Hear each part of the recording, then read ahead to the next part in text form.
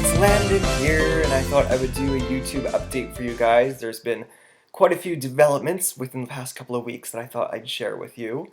So first of all is the basement. The basement windows are in, the bracing's done, I'm ready to develop the basement, and I'm excited for that because like the 2 extra bedrooms alone will be like just awesome for rental income. Hopefully within like the next couple of months we'll have that started and so forth. The back deck got torn out and I really wanted to get the new deck in before freeze up happened, but unfortunately the supplier of the decking material didn't, like, it was all in back order. And anyways, by the time I got the material it was just frozen outside, so we'll just wait until spring, which works out okay because I'm thinking that spring prices would be more expensive than fall prices anyway. So we'll wait for that. The big news is the Jag. So I bought the Jag 13 months ago with intention to flip it to make some money, and I got attached to the Jag. I really liked it. It was just totally me, very unique, all-wheel drive, heated seats, electrically heated windshield, which I think every single Canadian car should have. And this is like a 2002 Jag.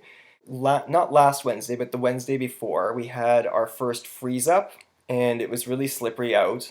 An elderly gentleman was at a yield sign. He was stopped there, and he was proceeding to come into the intersection to turn in my direction. Unfortunately, because it was slippery, he didn't have enough traction, so he was kind of in the intersection. If it was dry, he would have made it through, and I couldn't brake in time. So his back end of his car ended up clipping my Jag, like the last 2 inches. Like literally, if it was like a split second later, I probably would have missed him. It damaged the Jag quite a bit, considering like how minor the accident was. And I took it into my insurer. The insurer said it was $4,200 worth of damage, which at first I thought, oh, okay, so you'll just fix it, right? Because my Jag's more than worth more than 4,200. And the insurer said, well, technically the damage can't be more than 60% of the value of the car. So basically, I was right at that threshold, and they valued the car at $6,495, which means that the damage is more than 60%. So they wrote off the Jag, and initially I thought, okay, you can write it off, that's fine. I mean, I'll take the 6,400. That's pretty good actually, considering I've been driving it for a year. But I really wanted to just keep it until spring because it's really hard to shop for a car when it's like dark out an hour after work, right? And I mean, yeah, your weekends are there and so forth, but really, like, I had the winter tires on it. I was so ready for just winter, and the Jags, like, headlights still work and everything like that. So I was asking them if I could like keep it until like April, and they said no, the deadline is like the 21st of December. So I had to go car shopping and so forth. And long story short, I went to the auto auction yesterday. There was a BMW, and then there was like two like older Ford Focuses that I thought I could pick up for $1,000, and it could be like a beater until spring or whatever. The Focuses went for like way more money than I thought they would go for. And then the BMW, I was $200 away. I offered 3,800 and it went for 4. So left that. It was an older BMW 5 Series, like 2000, I think the model year was. So didn't get that, and I'm like, dang, like those were the 3 cars I actually like, started and like went through. I'm gonna go home with no car. Then there was this Chevrolet Cobalt XFI. And I remember the XFI was like it stood for extra fuel economy. It was like their like gas miser one, and like it's actually in really nice shape. So I was bidding on it, and I went up to 3,300. It's a 2009 model with like 93,000 kilometers on it.